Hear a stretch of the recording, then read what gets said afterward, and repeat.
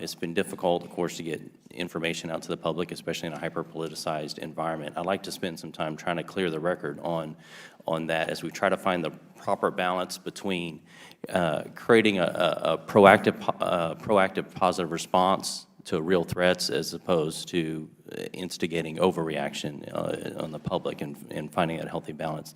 Dr. Fauci, can you, by way of comparison, briefly explain how does COVID-19 compare to other previous health situations, SARS, H1N1, things like that? Sure, sir. Thank you for the question. Well, SARS was also a coronavirus in 2002. It infected 8,000 people, and it killed about 775. It had a mortality of about 9 to 10%. So that's only 8,000 people. In about a year, in the 2.5 months that we've had this coronavirus, as you know, we now have multiples of that. So it clearly is not as lethal, and I'll get to the lethality in a moment, but it certainly spreads better. Probably for the practical understanding of the American people, the seasonal flu that we deal with every year has a mortality of 0.1%. The stated mortality overall of this, when you look at all the data, including China, is about 3%. It first started off as 2 and now 3. I think if you count all the cases of minimally symptomatic or asymptomatic infection, that probably brings the mortality rate down to somewhere around 1%, which means it is 10 times more lethal than the seasonal flu. I think that's something that people can get their arms around and understand. But less lethal than N1H1 or SARS? No, absolutely not. H1N1 is even, the 2009 pandemic of H1N1 was even less lethal than the regular seasonal flu. It was a pandemic. I'm trying to help the American people know where to appropriately set their gauge. I think you set the gauge is that this is a really serious problem that we have to take seriously. I mean, people always say, well, the flu, the flu does this, the flu does that. The flu has a mortality of 0.1%. Sure. This has a mortality of 10 times that. Okay. And that's the reason why I want to emphasize we have to stay ahead of the game in preventing this. Can we speak to the supply chain for a second, Dr. Gotleib? We're telling people to wash. Substantial, I would assume, then, is when you have 50 cases or more in your community, you can consider it substantial? Yes, sir. Okay, thank you. And I would go back to Dr. Fauci. You talked about this is serious. We are seeing activities across the nation, school closing, sporting events being discussed about having them held in other places, major events being canceled or rescheduled. This would suggest this is a really serious issue, and I share the thoughts of the member from Wisconsin that I think we're concerned that we're not getting the full understanding or modeling that has taken place that would suggest the true impact of this virus across the United States, as well as potential models for deaths. Can you elaborate a little bit? And I get that there's no perfect model, but can you be helpful in helping us understand what we're really looking at here? Yeah, if you look at the curves of outbreaks historically that are similar to this, the curve looks like this, and then it goes up exponentially. And that's the reason why it depends on how you respond now. So if we wait till we have many, many more cases, we will be multiple weeks behind. I used the analogy at the press conference yesterday, and I'll use it today. It's the old metaphor that the Wayne Gretzky approach. You skate not to where the puck is, but to where the puck is going to be. If we don't do very serious mitigation now, that what's going to happen is that we're going to be weeks behind and the horse is going to be out of the barn. And that's the reason why we've been saying, even in areas of the country where there are no or few cases, we've got to change our behavior. We have to essentially assume that we are going to get hit. And that's why we talk about making mitigation and containment in a much more vigorous way. People ask, why would you want to make any mitigation? We don't have any cases. That's when you do it, because we want this curve to be this. And it's not going to do that unless we act now. Thank you, Doctor. Madam Chair, I yield back. Thank you. Let me start with you, Mr. Gotleib, Dr. Gotleib, I should say, because we've been talking to you now for the past several weeks. But this weekend, it feels like this whole situation, both in the United States and also, obviously, in Italy, has moved to a new place. This is a new chapter here. Yeah, I think we've reached a predictable tipping point where there's going to be a rapid acceleration in cases here in the United States. We still have a narrow window of opportunity to implement tough mitigation steps that could prevent a very large epidemic in the United States, but we're losing time, and we need to start taking more aggressive steps right now to try to contain the large outbreaks that are in probably multiple U.S. cities right now to prevent a broader epidemic and try to get to a point where we don't exhaust the healthcare system. The goal is to try to make sure that the peak of this epidemic, and we are headed for an epidemic here in the United States, doesn't become so large that you get to a point where you've exhausted the healthcare system. And that's what happened in Wuhan, China. When they exhausted their healthcare system, that's when you saw a rapid acceleration in the fatality rate in that region. So what does that look like, though, just so we understand? What it looks like is widespread school closures in areas of outbreak, closing businesses, closing places where people gather indoors like movie theaters, shutting down large events, asking businesses to have workers telework.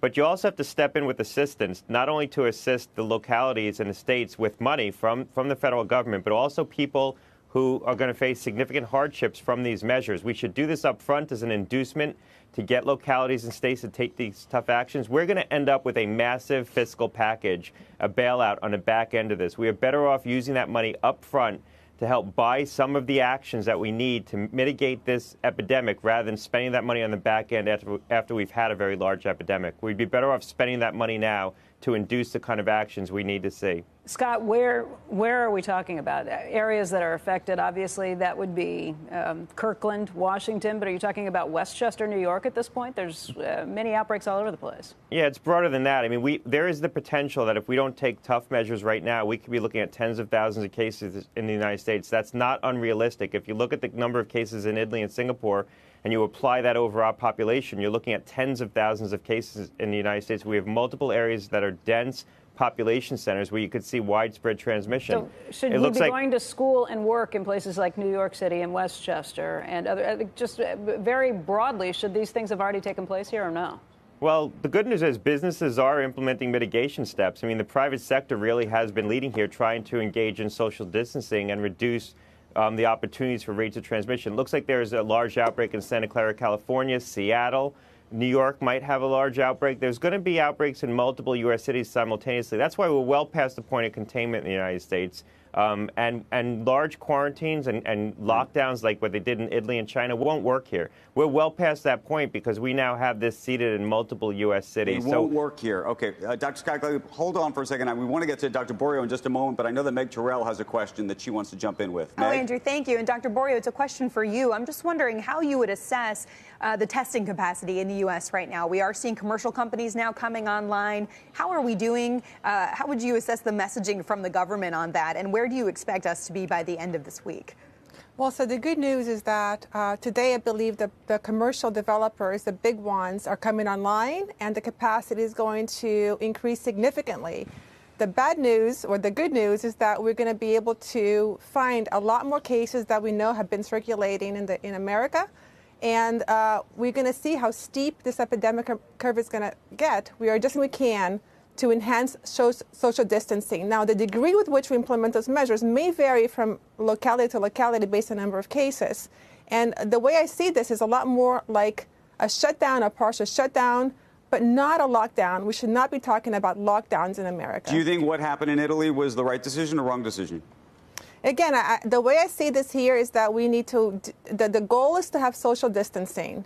Lockdowns do not do anything to enhance social distancing for the population that is under lockdown. So the goal is to apply our technologies, apply the innovative systems we have. The business have been very proactive in that to improve social, and individuals have a role to play too. It's very important. Everybody has a role to play. Individuals, they take some responsibility to make sure that they do not go to work if they're sick and to stay out. And avoid crowded places, travel, cruises, etc. Dr. Gotleib, you're in Washington right now. You live in the tri-state area. How are you planning to get back? I'm going to fly back, and look, but I'm taking precautions. We will get through this, and we're going to look back on this one day and say that was bad, but we will get through this. When you say you're taking precautions, what does that mean? Well, look, I'm being very vigilant about touching surfaces. I think a good portion of the spread here probably is through surfaces and not just respiratory droplets. I'm not taking past things on an airplane. I'm not taking things from the stewardess like cups and glasses and food. So I'm being conscious of my personal hygiene. I'm the last to board. So I'm doing things to try to avoid contact and engage in social distancing. And these behaviors practiced on a mass scale are going to have a significant impact on transmission here and help reduce the rate of transmission. But it needs to be led by the public sector as well as the private sector. What We about will get through this. offices where people share computers and desks? I think things should be clean. You know, we're going to start implementing heightened requirements for hygiene in offices and workplaces and also deep cleaning. And some of this is going to last. Some of this won't go away. Just like after 9/11, security was put in place, but some of it never went away. Some of the steps that we take now will be in place for a long time. And that's probably a good thing. We're going to maybe have reduced flu seasons because people are going to be more vigilant about hygiene in workplaces and other gathering places. You know, the one thing I will say that's very interesting, I flew this weekend. The airlines have done nothing to step up practices on the airplane. A stewardess was not wearing gloves. They weren't passing out personal hygiene products like Purell. You know, if the airlines are worried about reduced volumes and want to inspire confidence in travelers, they should be stepping up the measures, guaranteeing that they're doing deep cleaning on airplanes and not requiring There's passengers no way to they wipe can do down. deep cleaning when you turn around a flight that quickly. I mean, you watch how quickly they turn those things. It Maybe doesn't they have happen. to add more time so that they can wipe down seats better. But if they would step forward and tell the public that they're doing that, maybe the public would feel more confident about getting on airplanes right now. After 9/11, they stepped up security, and that helped inspire some confidence to get back on the airlines. They've done nothing, absolutely nothing that I've seen that was visible to me. Do you think that people broadly should travel? I don't think we're at the point where people should shut down their travel right now, and I don't think we should ever get to the point where we cordon off parts of this country and prevent people from traveling. I do think people need to be more aware of being in crowded environments. And on an airplane, it's not the air quality that worries me. I don't think this spreads easily through the air on an airplane. I think it's more of the touching of the surfaces and the unclean surfaces and passing things back and forth between passengers, which Starbucks did to stop refilling cups that people bring in for their own coffee, the barrister. That's brilliant, because what would happen is someone would bring in their dirty cup if they maybe had coronavirus, give it to the barrister would touch the cup and then touch the next 30 cups. If all businesses thought about steps like that, simple things that they can do to reduce transmission, we could really have an impact on this. But we need leadership. We need to be talking about these things in a systematic fashion. We also need a systematic approach to when localities close schools, close businesses, cancel large events. We need to be all working off the same kind of playbook.